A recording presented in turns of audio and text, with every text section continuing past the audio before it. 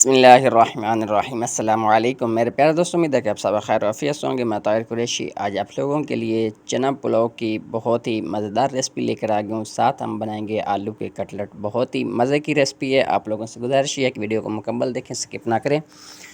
इंशाल्लाह जी आप लोगों को बहुत मज़ा आएगा। सबसे पहले जनाब मैंने चने जो है रात को भिगो कर रख ली, तो उसको बॉयल होने के लिए रखा हुआ है। दूसरी तरफ एक बॉल के अंदर सब्ज़ मिर्चें और धनिया मैंने डाल दिया है।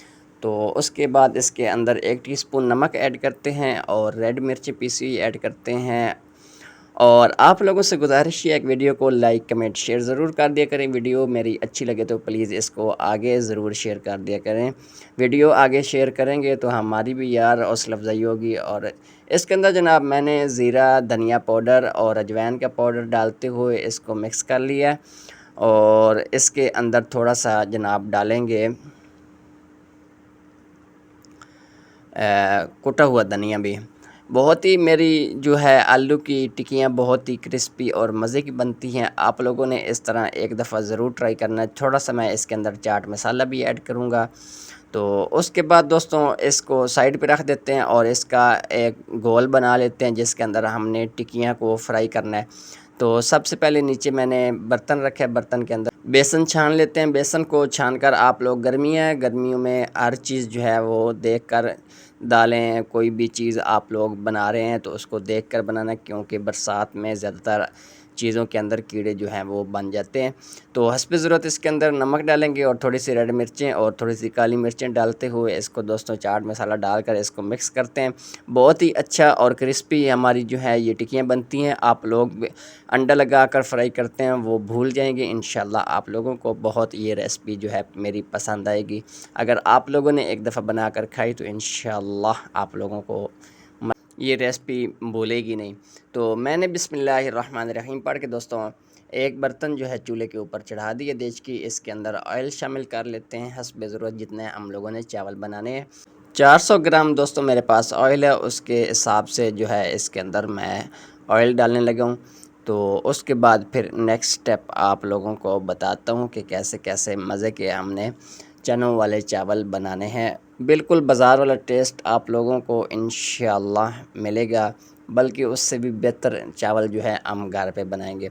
दोस्तों मैंने एक स्लाइस के अंदर बड़ा सा प्याज जो है काट कर डाल दिया है। इसको ब्राउन कर लेते हैं।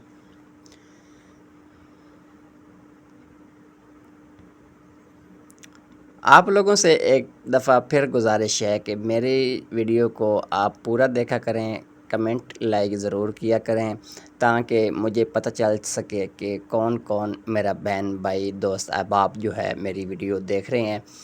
तो बहुत नवाजिश और बहुत बहुत दुआएं भी मेरे लिए किया करें, ताकि हमारे ज़िंदगी में और मेरे काम में अल्लाह ताला बरकतें डालें। तो दोस्तों प्याज जो है हमारा ब्राउन हो चुका है। लाइट ब्राउन होने के बाद थोड़ा सा इसको और ब्राउन कर लेते हैं, ताकि चावलों को अच्छा कलर मिल सके। जितना प्याज आप लोग जिस तरह का फ्राई करेंगे उसी तरह का चावलों का कलर जो है वो आप लोगों को मिलेगा। लहसुन अदरक का पेस्ट डालते हुए साथ एक मैंने बड़ा सा टमाटर भी डाल दिया है। इसको मिक्स कर लेते हैं। थोड़ा सा पानी का छट्टा लगाकर इसको पानी डालते हुए इसको मिक्स कर लेते हैं, ताकि हमारा जो है मसाला जले नहीं। उसके बाद दोस्तों इसके अंदर नमक मैंने ऐड कर दिया है। नमक ऐड करने के बाद इसके अंदर डालते हैं रेड मिर्ची पीसी हुई।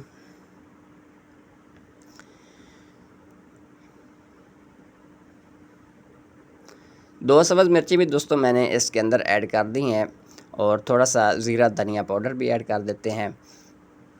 मेरे तरीके से आप लोगों ने ज़रूर ट्राई करना है यार। मैंने बहुत ही फ्लेवरफुल चावल जो है चनों वाले बनाए थे। बहुत अरसे के बाद इसका ऑर्डर लगा है, लेकिन बहुत मज़े के बने थे।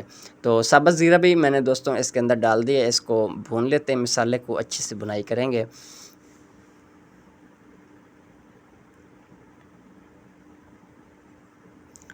और हाफ़ टेबल स्पून के करीब मेरे पास अचार पड़ा हुआ था, जो कि घर का बना हुआ अचार है, मैंने ऐड कर दी है।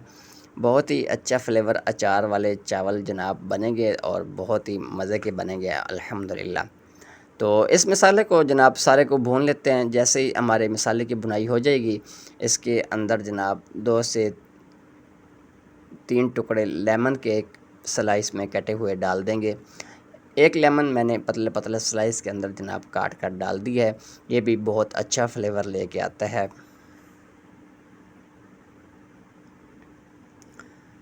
उसके बाद दोस्तों मेरे चने जो है वो नरम हो चुके थे, अच्छे से गल चुके हैं। तकरीबन मैंने इसको 45-50 मिनट पहले रखा हुआ था हल्की आंच के ऊपर।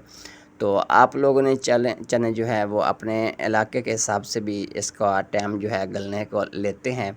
तो मेरे चने जो हैं वो बहुत अच्छे से नरम हो चुके थे। इसको मैं भून लेता हूँ।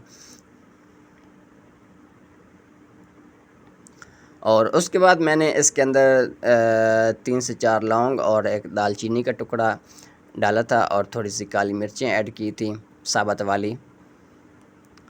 आप लोगों के पास कोई चीज़ नहीं है तो उसको बेशक स्किप कर दें, कोई मुश्किल बात नहीं है। लेकिन चने वाले चावल आप लोगों ने ज़रूर ट्राई करने।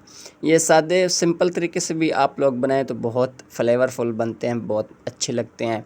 लेकिन मेरे डाले हुए मिसालों के साथ आप लोग बनाएंगे तो इंशाल्लाह आप लोग दुआएं देते रहेंगे कि भाई ने कोई चीज़ बताई थी।